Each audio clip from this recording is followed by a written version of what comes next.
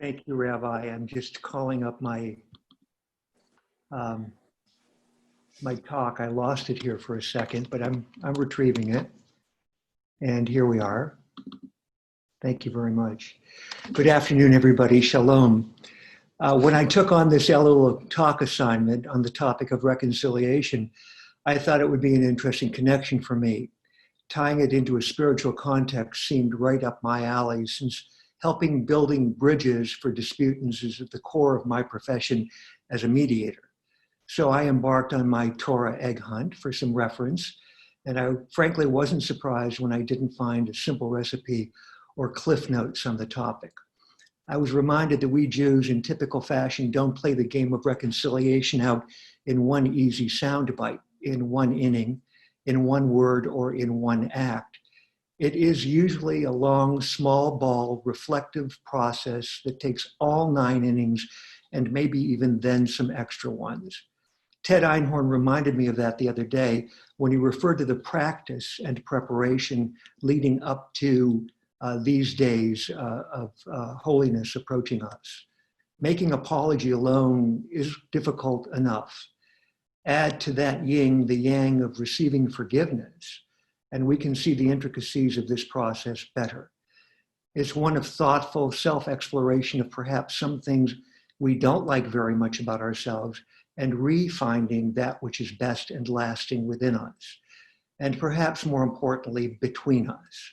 It often requires some help from somebody like me or you. It shouldn't come as a surprise that nothing good comes easy, nothing durable is fast, nothing deeply meaningful such as reconciliation emerges and lasts for just a moment. We take turns upon turns upon turns, and what might at first appear to be small and insignificant turns or acts between people may later down the line emerge as an arc of much broader, sweeping, and significant return and consequence. Dare I say, in this time of technological expedience and demand for velocity, it's complicated. It takes thought. It takes time. It is more than simply a push on the "I'm sorry" send button. My privileged profession involves journeys from conflict to resolution. And within that, consider the work involved not just for me, but for disputants, if they're going to do it well.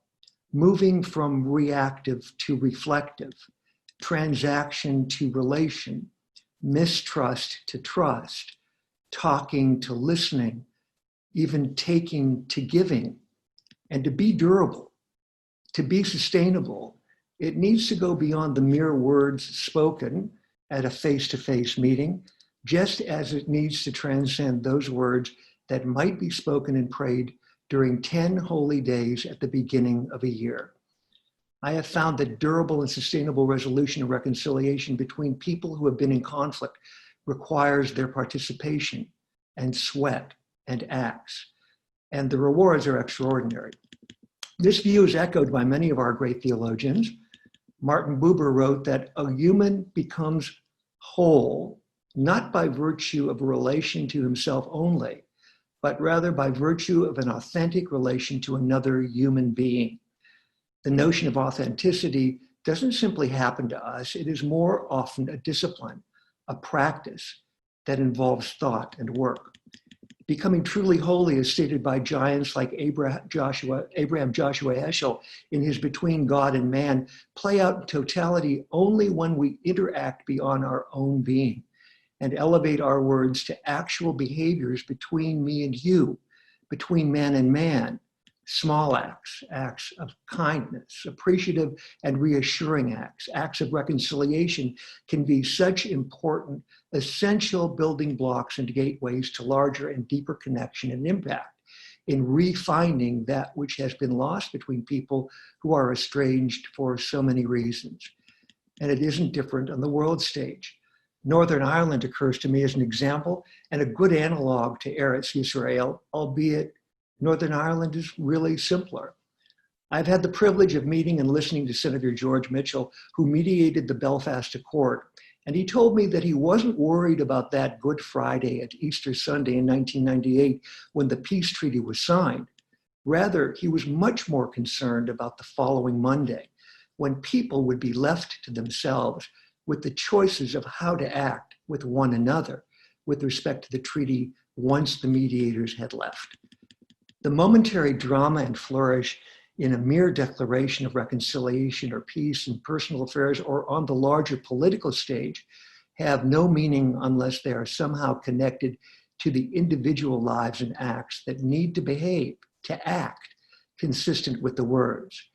And if ever there were a time for need of such interaction between those at odds or even slightly disconnected, the challenges of the pandemic also provide an opportunity, a time for refinding a way of truer atonement with those with whom our way has become lost.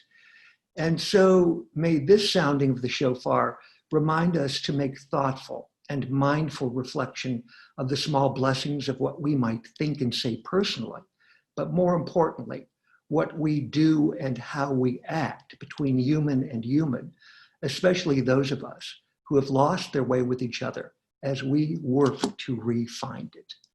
Thank you very much.